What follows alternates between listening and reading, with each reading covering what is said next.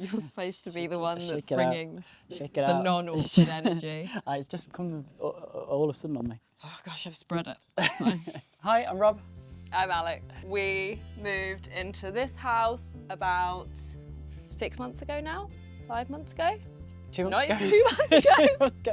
Time goes 2 quick. months ago. We each had our own flats previously that we owned, but we wanted to rent together in the location before buying, and also to check that we still liked each other after living together.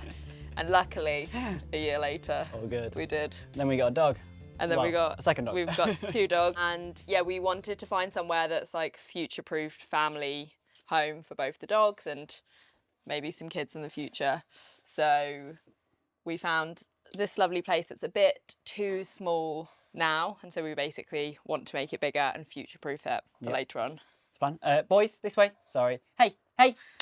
Joy of dogs. Come here. When you see the inside, it definitely needs some modernising, but we bought it with the idea of we wanted to be able to add value to something from an investment point of view. To be honest, we can't afford somewhere around here with the kind of space that we wanted, so we needed to find something smaller and then add on to it. When we looked at the deeds when buying it, originally we think the very first owner, he was called Frederick Johnson, and that's where our house got its lovely name, Frederick Cottage. We definitely want to retain its lovely 1880s character, like from the front perspective, but then hopefully with like the extensions we're doing, add a bit of maybe fun for like the new modern bit, hopefully. And we promised the dogs a garden, so hopefully we'll be able to deliver and get them a garden. We knew with like what we wanted to do, we definitely need an architect to help us. It wouldn't be the sort of thing where we're just connecting a living room and a kitchen. Throughout the design process at the start, like Bene really took the time to understand like our lifestyles and like the fact that we've got the dogs and like how we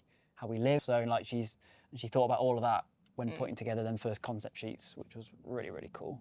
And the concept sheets from the design as well is very much like based on my Pinterest board. So it's like immediately, even though it wasn't just a copy and paste of the stuff, it felt like I was looking at like my design and preference. Planning on 2 extensions, one a dormer up top, so adding an extra bedroom, and then a ground floor rear side extension, which will essentially sort of swallow up this back area here, in line with this outhouse, and then probably come to maybe about here, I'd say. Yeah, so we'll basically be reorientating the house so that rather than everything facing back that way, this will be the back of our house. So this will be where the kitchen extends out to. So where we're standing right now will be where like we have a long dining room table coming down the side with like benches built in, and then at the front will be a sort of snug area to look out at the garden as well. And then we'll have a couple of skylights like here and here to try and bring some light into the space. So kind of hoping that we'll create like a outside eating hosting area on this side, and because we'll have big bifold doors can open up into the kitchen. Renovating like the existing, all the internal, so rewiring, replumbing, like it's probably going to be ripped back right to the bare walls. We want to do a few bits where we can ourselves, and certainly like before builders get here, like a bit of prepping the place and make it as easy for them just to come in and do what they need to do. Knock in the fireplaces, that's going to be fun. Yeah. We're both quite practical and DIY, so definitely like stripping wallpaper, pulling up carpets, up, making sure the house is totally empty. So we've like been listening to a load of podcasts, and basically apparently all of that stuff that we can do will just save us money in the long run. Yeah. I feel confident that we will do a good job in the end. I think slightly nervous about how much it is going to all end up costing. Yeah, that I think and a bit of the maybe stress of managing it. Yeah, we definitely know there'll be some bumps, but we make a pretty good team and we have good comms, so we're thinking we should be able to hopefully handle that. Money and time. Yeah.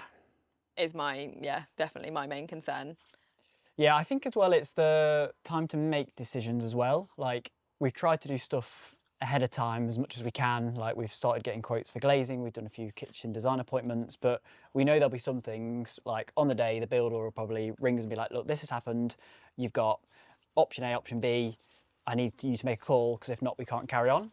And we're going to have to then be like, almost like on the fly make that judgment call without really knowing. So it's them sort of things timing wise, which is tough because it's like you feel like you've not got time to research and know about things. You've got to make a judgment on it. And even especially, I don't know, I have an image of like me being in meetings all day or something, and then people are trying to call me to like get stuff done. Yeah. And if you're not answering it, you've then like lost a whole day of work. Yeah.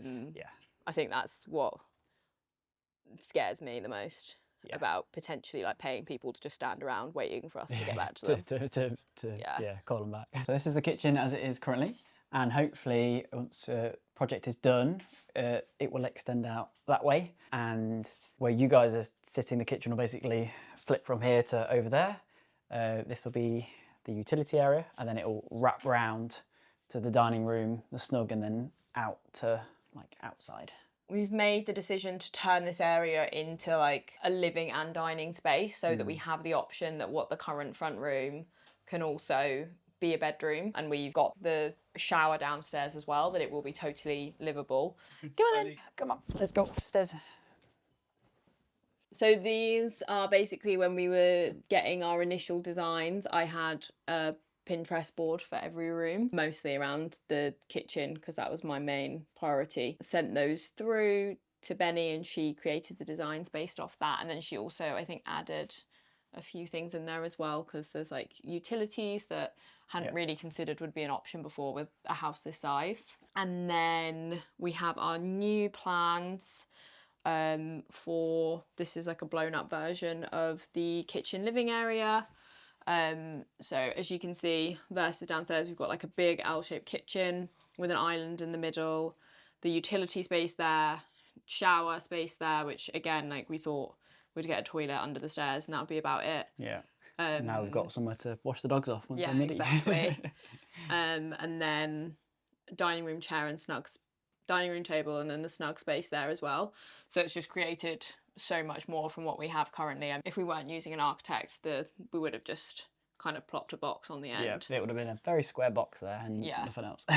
So it's really utilised the space, especially it's a bit more challenging because we've got kind of the diagonal. Yeah, and then like even like really smart stuff as well with the ground floor, but then on the first floor, so like Benny's managed to squeeze in stairs, but then like tucked in this little like desk area. So like, because I work from home pretty much all the time with most of my roles, and Al's at home twice times a week. So she sort of made it that this room will be more of a study for us, although it will have a bed as well as an option. But then the front room, which will have a bed the whole time, she's managed to squeeze in like a cute little desk space, work from home space, which is like awesome. So on the musts, we must have 2 separate spaces in the house to work from. Yeah.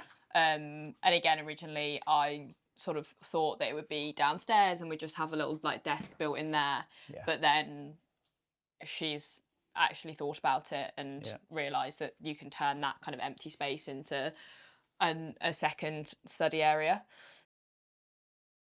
So the stairs will go just to the left of us where currently there's a built-in wardrobe. Yeah. And that will, the stairs will go up into the loft conversion and what will become the primary bedroom. We are getting a laundry chute rather than carrying it down like the 2 sets of stairs. Benny's designed it so it's... The utility room sits directly like under our ensuite. Bathroom, and then ensuite is above it, so it's like you've got the one long chute that can just fall on top of the washer dryer basically.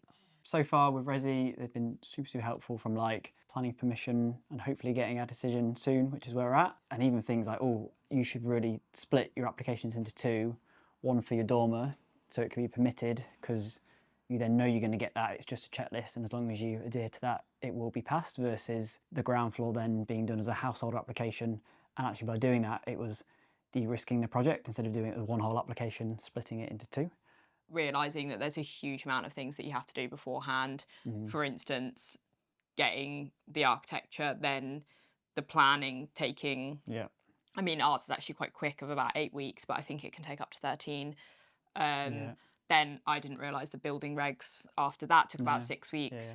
I didn't know you had to get the CCTV drainage, like all of these different surveys done, party wall agreement. Even though, we're not necessarily connecting walls, all those things that I didn't realise. So we've actually done quite a lot with having like the planning permission, all of the surveys. We've started getting, well, we've got a structural engineer ready to go. Yep. And we've started getting some quotes from builders based off our initial plans, so that as soon as planning permission comes in, we can get going immediately, mostly because we want to start building in the summer to avoid like issues with bad weather. But what we've done is use this time where we can't actually be doing work to make as many decisions as possible, so that when it comes to it, we don't have to, because all of the things that we've heard is just everyone gets decision paralysis by the end of it. So we've tried to make sure that we know the answers to everything to hopefully make the future easier. We've got in our heads from like, and this is everything from like Resi architecture fees, party walls, build costs. We think total 200,000 plus VAT. Well, we did a bit of research before actually putting the offer in, because we always wanted a project, but we were very conscious we wanted it to have a good return on investment. So we looked at what 3 beds / 4 would be on the street, and we're thinking it might be worth maybe £1,050,000 after, potentially. I think it'll all turn out all right, but it's just going to be a stressful year in the meantime. This is, we need to a countdown. Okay, I'll give you a poke. Okay. This is us before the renovation.